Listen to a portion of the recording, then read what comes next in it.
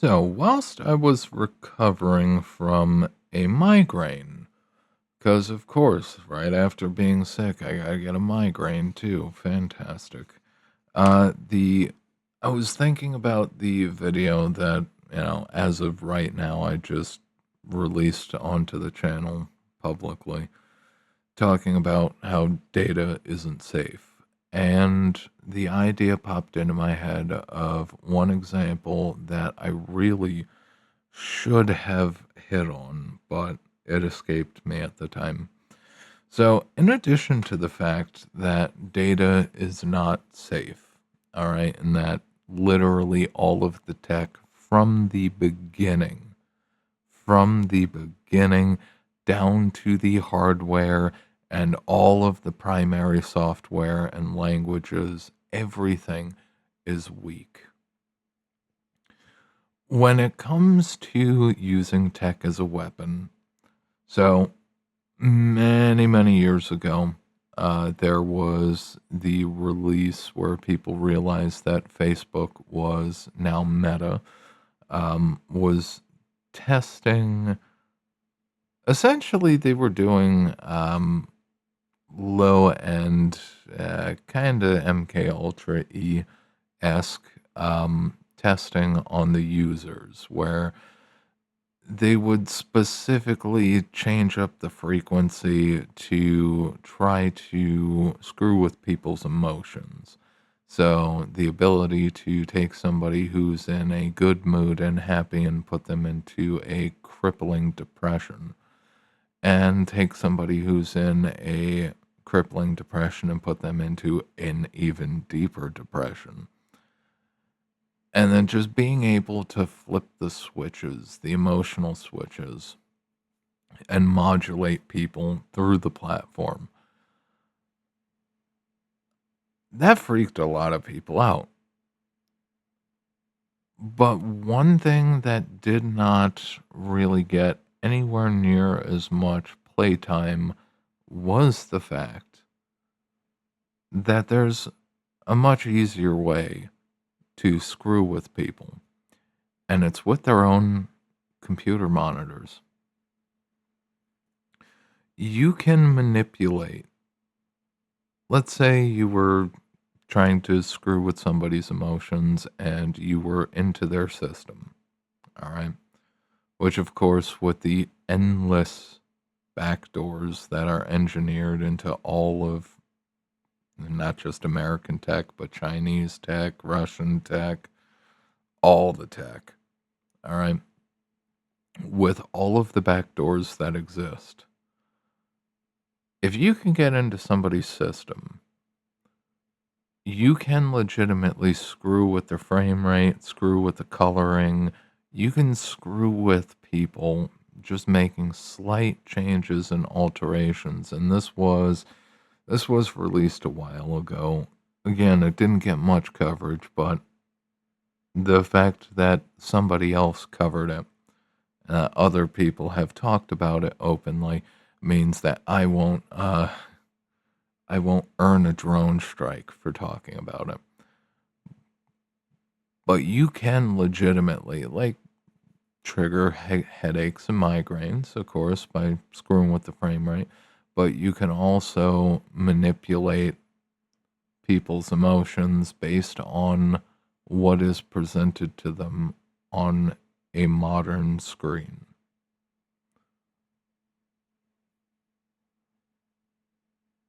I just had to spit this out just because it's important to remember tech is a weapon. First and foremost, technology, data, information is a weapon. And more often than not, people forget that it's not necessarily a weapon in the hands who hold the device, but it's a weapon for whoever has the backdoor access and controls to be able to screw with people. There was one movie, it's regularly free on Prime, called Cell. Oh, Samuel L. Jackson and oh, I forget the dude's name. It escapes me now. Cell didn't get that much play when it came out, I don't think. Kind of slipped under the radar. But something like that, even though people don't necessarily want to envision it, you could feasibly pull something like that off. Okay? It would just take a decent understanding of conscious and unconscious drivers, hypnosis, and signal modulation. You could feasibly do something as crazy as what happened in Cell. I don't want to give you any spoilers, but the systems do exist. Some knowledge humanity was not meant for anywhere near as much information as we have, and honestly, there is kind of a growing group of catastrophists, and there's a reasonable amount of people who've made the assumption, and it's a very reasonable one, that human civilization, at least to our level of what would be the word for it? Complexity. We'll just go with complexity. That's easier. Human civilization to our complexity may have happened again and again and again and again and again. And that's not even considering the Silurian hypothesis. But we have likely advanced many times and collapsed many times. And the reason is likely the same. Same thing with the apple in the Garden of Eden. We get too much information. We find out certain things like what actually drives people, how to manipulate people, how to take advantage of people, how to legitimately fuck up somebody's psyche and cause fracturing. This was used in the early, and it's still practiced to this day, where psychiatrists will intentionally fracture people's mental state. All right. So essentially, they start by creating a very small split. And essentially, they try to get you to attribute the good parts of your personality, the more normal parts of your personality, to a different character within you. And then they slowly try to shift you to that character. I forget the exact term for it. Fractionation? Maybe, possibly. I don't know. I can't remember at this moment. But they will try to attribute all of the good things and all of the behaviors that a normal person would have, and they will create this budding split. And then they will slowly coax you into becoming more of the split personality than the base personality. And they will continually try to create that fracture, reinforce that fracture, and empower that fracture until it becomes your dominant personality.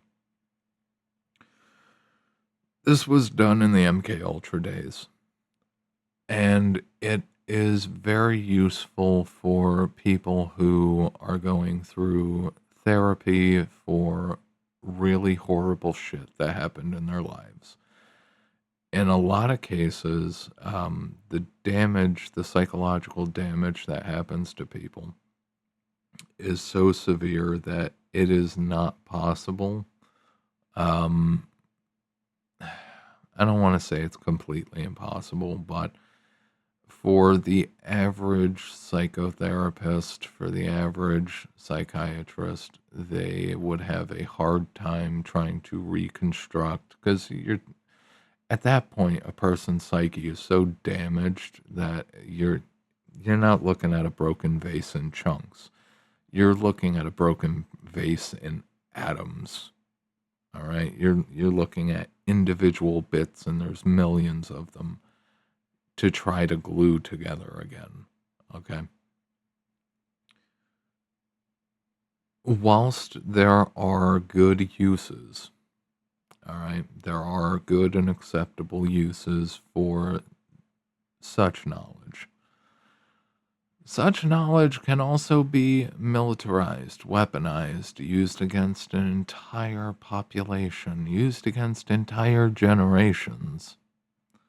Most people wonder why the hell are the boomers exactly how they are, and then why is Gen X the way it is? Why are millennials the way we are? Why is Gen Z the way Gen Z is? Same will be true for Gen Alpha.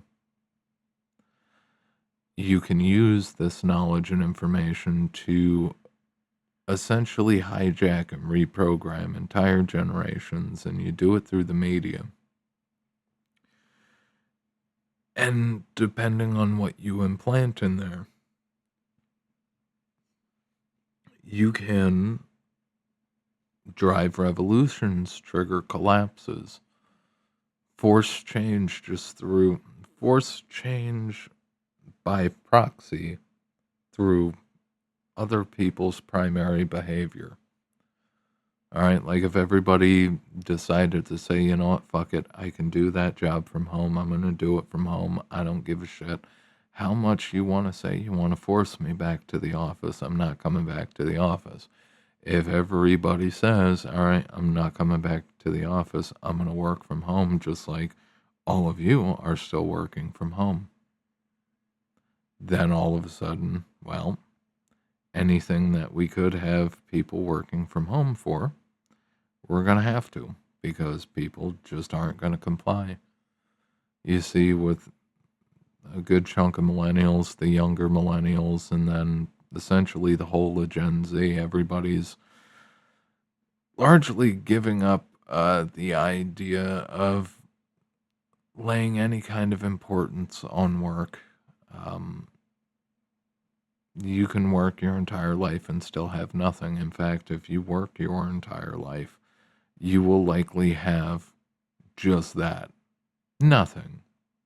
Nothing. Because all of the promises you're building on loose sand. All right. Every single promise is a very heavy stone building on very loose sand. All right. All it does is sink. Oh, what the hell was the Ozymandias quote? That's very fitting for this kind of idea. Ozymandias quote. Oh. My name is Ozymandias, King of Kings. Look upon my works, ye mighty, in despair. Nothing beside remains. Round the decay of the colossal wreck, boundless and bare, the lone and level sands stretch far away. When you add the imagery to it, it is incredibly fitting and descriptive. There are certain things that human beings were never meant to know, certain core programming that we were never meant to know. Civilization has likely risen and collapsed countless times because we learned the things that we weren't supposed to. And when it comes to the imagery and symbolism, there's a reason why quite a few of the books have, it's either a lighthouse or it's the Liberty Torch, essentially. the light, e.g., the light bringer, knowledge. Empowers humanity to do great things and also empowers us to fucking destroy ourselves over and over again and destroy each other over and over again. There are certain things we were never supposed to know. And being able to fuck with somebody based on controlling their frame rate and the temperature of colors and all sorts of other wonderful shit. We weren't supposed to know about this. We weren't supposed to be able to do shit like this. But we have the capability. And now you know we do. And that's important. Whilst knowing all these things might not necessarily be good for a person's mental state, it is important to stay informed because every minute that you're uninformed is a minute that the enemy, whatever enemy it might be at the time, it's another minute the enemy has against you.